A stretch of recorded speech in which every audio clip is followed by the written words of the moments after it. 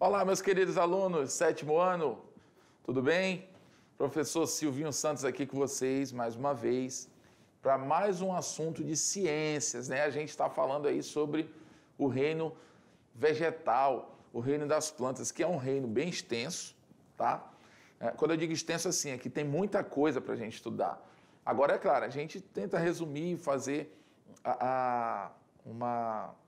passar para vocês assim os pontos mais importantes, tá? A gente já vai estudar aí hoje sobre folhas e fotossíntese. Falamos já sobre caule, raiz, enfim, várias estruturas da planta que são muito importantes, claro, ali para a sustentação, absorção de nutrientes, a própria questão da estruturação da planta, né? Falamos ali sobre os vasos condutores e tal.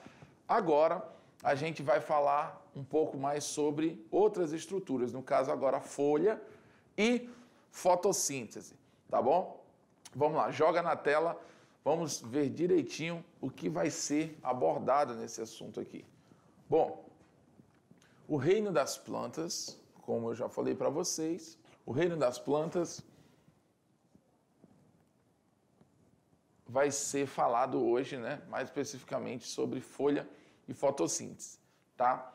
Bom, a folha, ela é um órgão aí laminar, clorofilado, tá? Para quem não lembra ou não sabe, a clorofila, ela é o pigmento dos vegetais especializado na realização da fotossíntese, tá bom?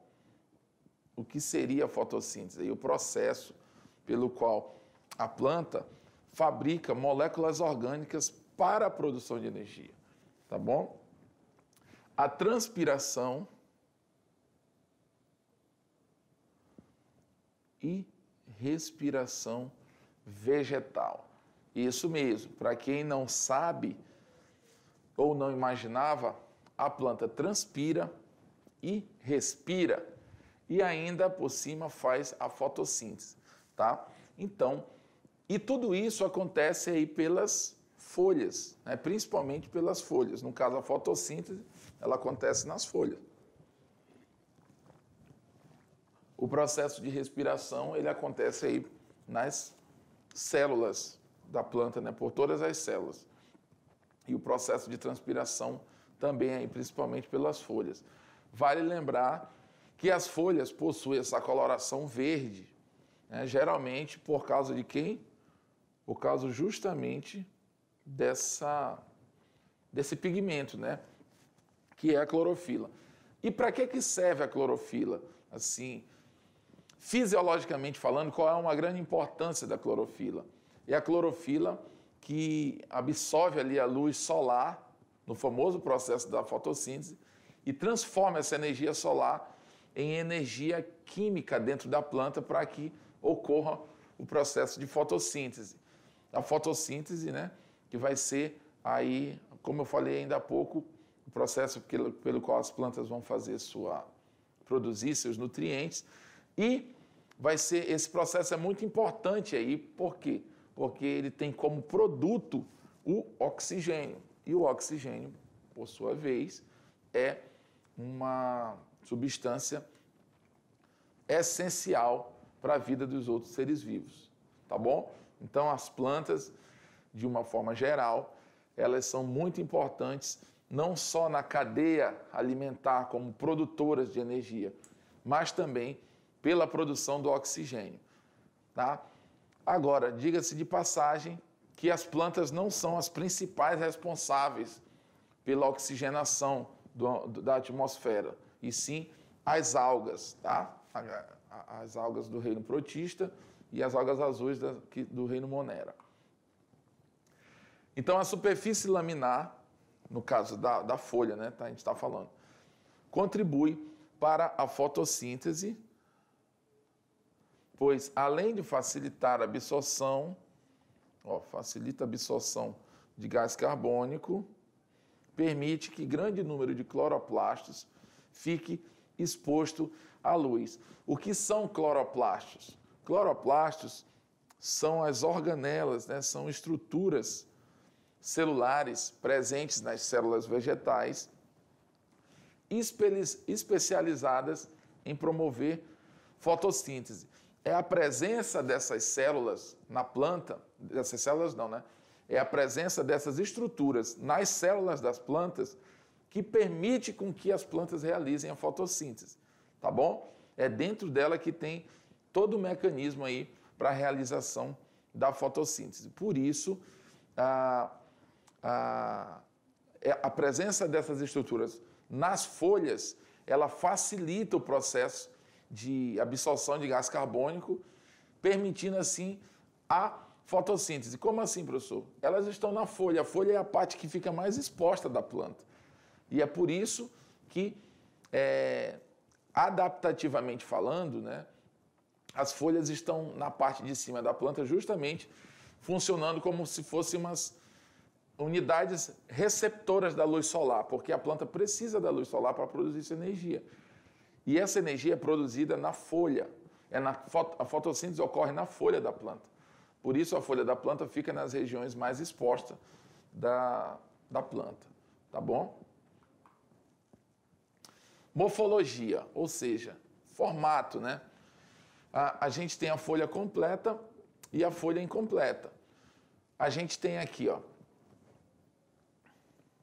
o desenho, claro, de uma folha, e a gente consegue visualizar aqui as várias estruturas envolvidas, né, na estrutura da folha. A gente tem aqui o caule, que faz parte ali das outras partes da planta, que não é de fato a folha.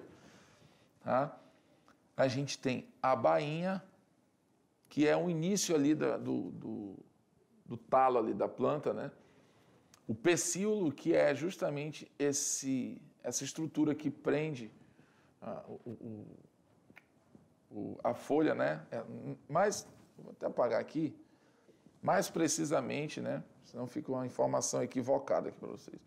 Mais precisamente, o pé do corpo da folha, né? Ali o início da folha. O limbo é a folha propriamente dita, tá? É ali a lâmina que forma a folha. Isso é o limbo, é o corpo da folha. Tá? E a gente tem as nervuras, né, que são características aí das folhas. A gente olha para uma folha e facilmente a gente consegue enxergar as nervuras, tá bom? Então, o limbo, agora falando aqui conceitualmente, ele é a parte mais conhecida da folha, que é considerada a folha propriamente dita. Né? Quando você olha para uma folha, você está vendo o limbo da folha. O pecíolo é a parte estreita que fica localizada entre o limbo e o caule. Tá? A estípula é uma pequena parte que protege o pecíolo. A bainha é a parte inferior da folha. Tá? Ela protege a estípula. Então, pessoal, você percebe que a folha, olhando assim, é uma estrutura bem simples, né? Mas ela tem lá as suas estruturas específicas, né, a serem estudadas. Então, qual que é a importância da folha para as plantas? É na folha que acontece o famoso processo da fotossíntese, tá bom? As folhas também são importantes aí para o processo de transpiração das plantas, tá? E a produção de energia da planta nas folhas, que é a fotossíntese, produz o oxigênio. E esse oxigênio também vai ser absorvido pela planta também no processo de respiração, tá? Então, isso é uma importância aí das folhas, né? Tipo de folhas. A gente tem folhas que têm apenas um limbo, tá? São as mais comuns. Folhas compostas, né, que são folhas cujo limbo é dividido. Dessa divisão surgem os folíolos. Por exemplo, né, a gente não tem aqui... Cadê? Não, aqui não vai ter. Eu vou voltar aqui, né, e vou desenhar. Por exemplo, a gente tem lá a folha da samambaia. Está meio fora do... Está meio fora do esquadro aqui essa canetinha. Mas, enfim, a gente tem ali a folha da samambaia. né? A folha da samambaia, não estou acertando esse desenho.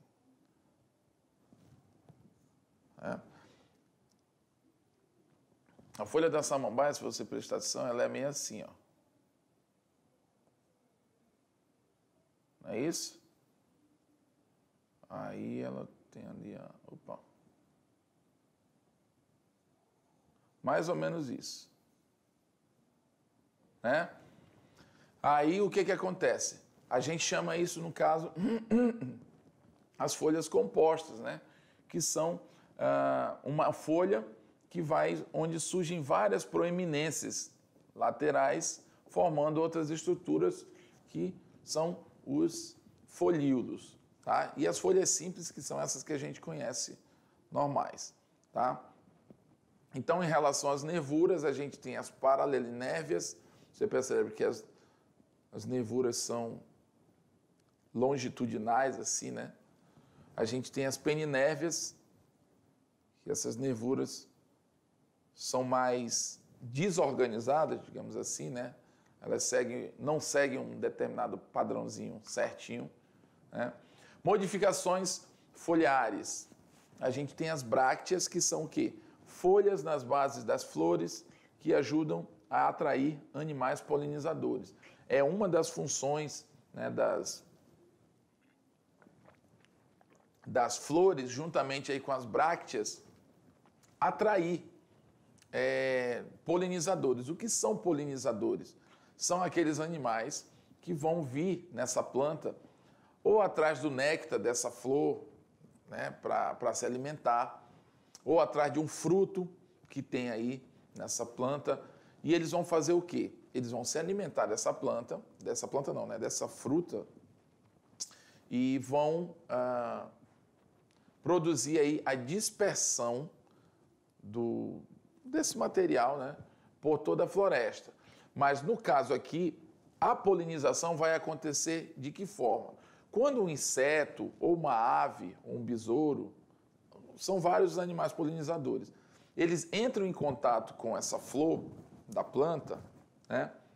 Você percebe, né, que as brácteas elas ficam ali rodeando a flor. O que acontece? Geralmente os insetos, eles têm, como eles são pequenos, eles têm a capacidade de entrar na flor, né? Um contato mais próximo. Com isso, eles vão ser impregnados aí de moléculas, de células masculinas, de reprodução. E quando ele vai em outra flor, ou até mesmo nessa mesma flor, ele faz o contato entre a célula masculina da planta com a célula feminina. Por quê? Porque ele está em movimento ali dentro. Então, ele acaba polinizando. O que é polinizar? É você promover o encontro da célula feminina com a masculina. E ele faz isso, né? Seja lá qual for o animal polinizador, e isso vai acontecer, vai promover assim a reprodução dessa planta. Por isso a planta tem as brácteas e flores estão ali para atrair, né? Elas têm uma função de atração dos polinizadores, justamente visando a questão da reprodução. O espinho do cacto, né, que é um tipo de modificação, é como se fossem as folhas do cacto, né? Serve como proteção contra predadores. São folhas diferenciadas, modificadas, né? No caso do cacto, lembram não, né? Formam aí os espinhos. Outras modificações foliares são gavíneas, ajudam na fixação da planta e no crescimento. Uma planta bem característica que apresenta esse tipo de estrutura são pelo menos que eu conheço, né, é o maracujá. O maracujá, ele é uma planta ali trepadeira, né, que geralmente as plantas trepadeiras, né, podem apresentar as gavíneas, né? São essas estruturas que permitem com que uma planta cresça, por exemplo, em um pedaço de madeira que está esticado em algum lugar. Você coloca um arame ali, né? Geralmente a gente faz uma espécie de telhado com arames, com algum fio, para o pé de maracujá sair correndo em cima, né? Correndo, modo de dizer. Ele vai crescendo, né, naquela estrutura, e ele vai ficando preso nesses fios, justamente por causa das gavinhas, que são essas estruturas que ajudam aí na fixação da planta e no crescimento, né? Outras modificações que a gente tem são em plantas carnívoras. Elas apresentam folhas modificadas, né, que servem como armadilha na captura de insetos e pequenos animais. Tá, pessoal? Agora, uma coisa interessante sobre essas plantas é porque a gente já viu, pelo menos eu já vi em desenhos, né? Não sei se vocês já viram. Não sei nem se a criançada de hoje assiste desenho, né? Eu assistia muito desenho. E virava e mexia, assim, em algumas partes do desenho, tinha uma planta carnívora que abocanhava, assim, o personagem, né? Umas brincadeiras que tinha nos desenhos. Aquilo não é, de fato, uma coisa que pode acontecer, tá, pessoal? Essas plantas carnívoras, elas não são, assim, ligeiras desse jeito. O inseto sentou ali, né? Repousou ali e ela vai e fecha lá a sua folha. Não, isso é um processo mais um pouco lento, né? Algumas substâncias que ela tem fazem com que atraem esses insetos, eles ficam presos ali na sua superfície e ela vai fechando aos poucos e vai, né, consumindo, digamos assim, esse invasor. Temos aí a fotossíntese. A fotossíntese, que é o processo de produção, né, de energia. Produção de energia. Tá bom? Produção de energia da planta, ou seja, a fotossíntese, ela não vai assim de fato. É uma coisa interessante que é importante vocês saberem. Ela não produz de fato energia. Ela produz a molécula orgânica, que é a glicose, que vai ser usada na produção de energia.